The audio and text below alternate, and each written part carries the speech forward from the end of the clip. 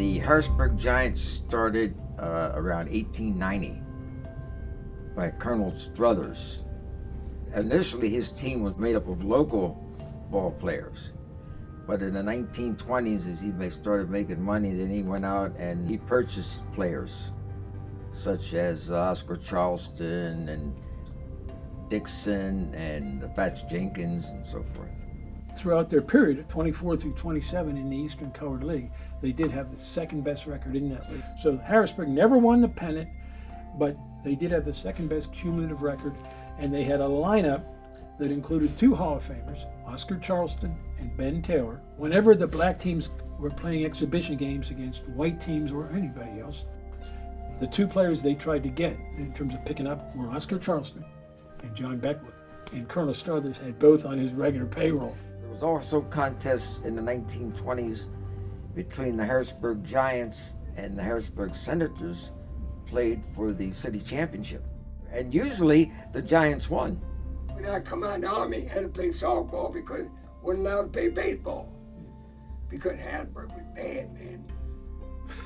They didn't stop it unwritten. They actually codified that if you had a roster with, I think it said more than one, so they were absolutely and in writing segregating baseball. We could not, in Mississippi, our outfit couldn't play it on the same field that they played it on.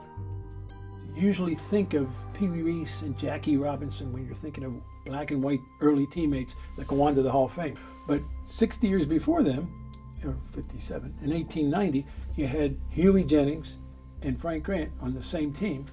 Frank Grant black, Huey Jennings white, that go on to the Hall of Fame.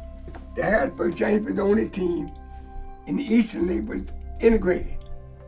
And we didn't get that because you was white. You got it because you could play baseball. 30% of the team is white. This isn't just one or two or even four.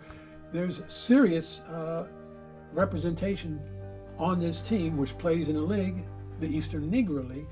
This was an integrated team in '54. In fact, one of their early practices is on the very day that Brown v. Board is announced.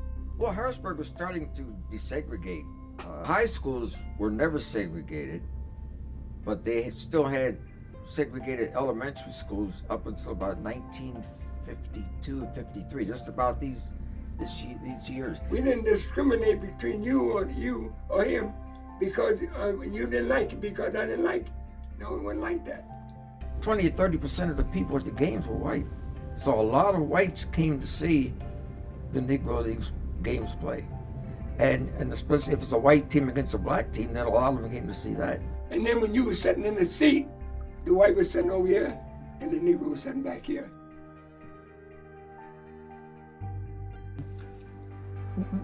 If you're a baseball fan, you need to know the history of the Negro Leagues. They would talk about Babe Ruth. They would talk about the Negro Leagues. They would talk about Josh Gibson. These are men that sacrificed and were denied the opportunity to make a living as baseball players. Because you love the game.